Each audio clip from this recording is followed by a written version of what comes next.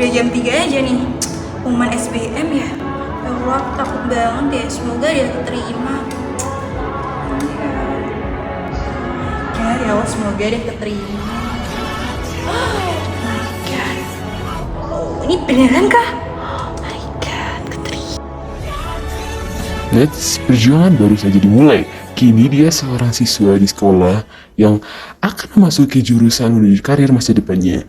Dia mungkin mengambil berbagai mata kuliah tanpa tujuan karir yang jelas. Meskipun terlihat seperti tanpa tujuan tertentu, perilakunya seolah-olah bertujuan atau purposive. Belum paham? Bayangkan kalian sedang lapar.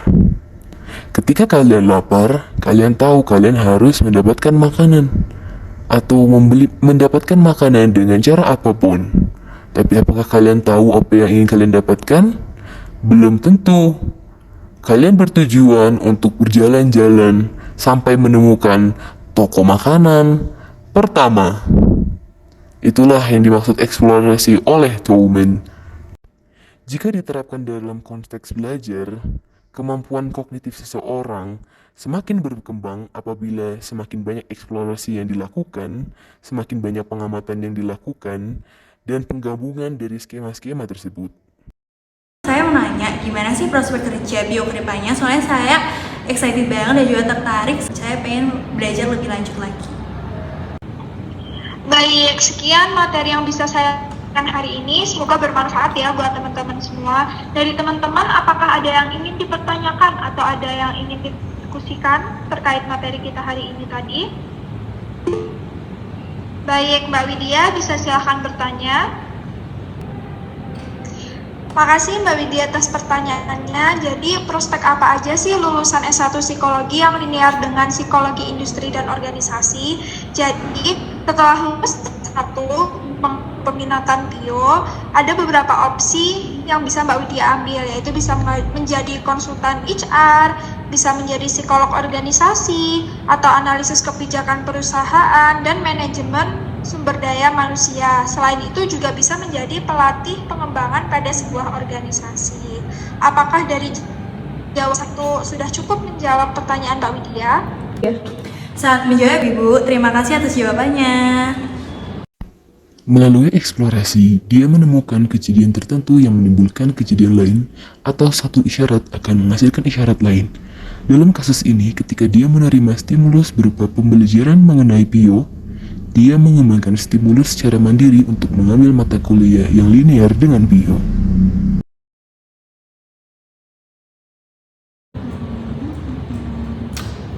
Lagi sibuk ngapain, Kir? Ini lagi lihat list peminatan psikologi di semester 5 nanti. Emang kamu semester 5 mau ambil apa? Rencananya aku mau ngambil psikoklinis sih. Kalau kamu? Kalau aku sih kayaknya bio sih. Emang kenapa tuh? Karena menurut aku bio tuh prospek kerjanya lebih cepat. Dia nggak harus S2, S1 dia bisa langsung kerja. Terus setidaknya kalau aku udah dapat kerja nih, aku bisa ngumpulin uang buat pendidikan lanjutan. Kalau misalnya aku masih mau pendidikan lanjut. Emang kamu berencana untuk melakukan pendidikan lanjut kah? Nggak juga sih, tapi itu masuk salah satu pertimbangan aku. Tapi aku lebih prefer buat nikah. Soalnya kalau aku udah nikah kan bisa sambil kerja kan gitu. Menurut aku ya, kamu mendingan fokus di bio aja sih. Karena kalau kamu lanjut pendidikan, dan pendidikan itu kan waktunya lama ya. Kalau kamu emang gak ada minat di pendidikan untuk mengabdi di psikologi, mendingan gak usah sih. Lebih baik kamu lanjutin dan fokus di bio aja. Menurut kamu gitu ya, Kia? Oke deh, thank you ya soalnya timbangin. Ekspektasi tentatif awal dinamakan hipotesis, dan hipotesis ini akan dikonfirmasi atau dibantah berdasarkan pengalaman. Hipotesis yang dikonfirmasi akan dipertahankan, dan yang tidak terkonfirmasi akan diabaikan. Melalui proses ini, peta kognitif akan terus berkembang. Note, pengalaman tidak selalu pengalaman spesifik yang secara langsung terdampak. Wah, Mbak Vina ternyata walaupun udah nikah tetap bisa ya ngatur waktu buat kehidupan pribadi sama kehidupan profesional. Kayaknya aku bisa nih kayak gini. Dia mengembangkan belief bahwa kehidupan work-life balance tetap bisa ditempuh sebagai HR karena hipotesisnya dibuktikan oleh influencer TikTok Vina Mulyana. Semester ini ambil mata kuliah pilihan apa ya? Ada psikologi anak, psikologi remaja, ada teori dan pengembangan organisasi nih, bau-bau pio nih. Sabilah.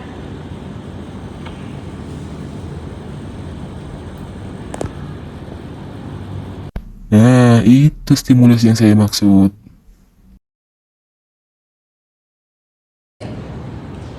Baik, sekarang masuk ke sesi studi kasus. Jadi kan sumber daya manusia yang ada di perusahaan ini itu sebenarnya yang dibutuhkan itu banyak ya. Tapi ternyata SDM yang kompeten itu hanya sedikit. Nah, ada nggak sih solusi dari kamu untuk menangani hal tersebut pada industri? Oke, baik, terima kasih atas pertanyaannya. Saat saya menjadi HR, saya akan menghadapi situasi tersebut dengan yang pertama, mencari sumber perekrutan yang beragam seperti kajian profesi, media sosial, dan juga manfaatkan kolaborasi dengan institusi pendidikan lainnya sehingga sumber daya manusianya, kandidatnya juga akan lebih banyak lagi. Oke, baik. Terima kasih atas jawabannya. Apa yang bisa ditangkap dari scene tersebut? Ya belum ada, sesuai namanya, latent learning. Adjective of a quality or state existing but not yet developed or manifest, hidden or concealed. Discovering her latent talent for diplomacy. Exist but not yet. Tunggu aja dah. 1,000,000 zillion jillion dillion cotillion times later.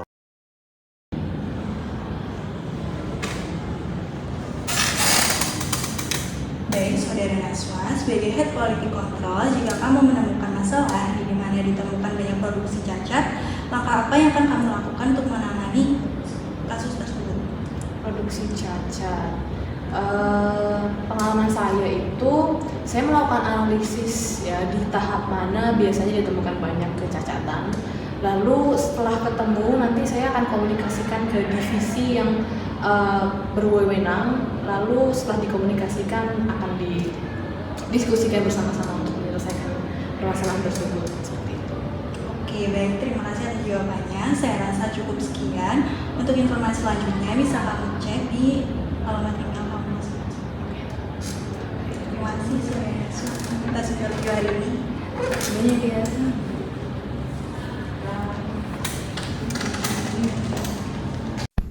Latent learning adalah belajar yang tidak diterjemahkan ke dalam performa atau kinerja. Dengan kata lain, adalah mungkin hasil belajar akan tetap disimpan dalam jangka waktu yang lama sebelum ia dimunculkan dalam bentuk perilaku. Konsep belajar laten sangat penting bagi Tolman. Teoritisi penguatan seperti Pavlov, Hall, dan Skinner memandang pelenyapan sebagai sebuah proses aktif.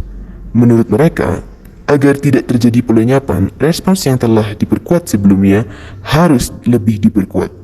Menurut Tolman, belajar terjadi melalui observasi dan bebas dari reinforcement. Ada yang belum paham? Intinya, Tolman bisa dibilang chill dan percaya penuh pada kemampuan kognitif individu sehingga tidak menekankan pembelajaran perilaku yang terpisah-pisah dan fokus pada proses belajar berorientasi tujuan. Mau contoh?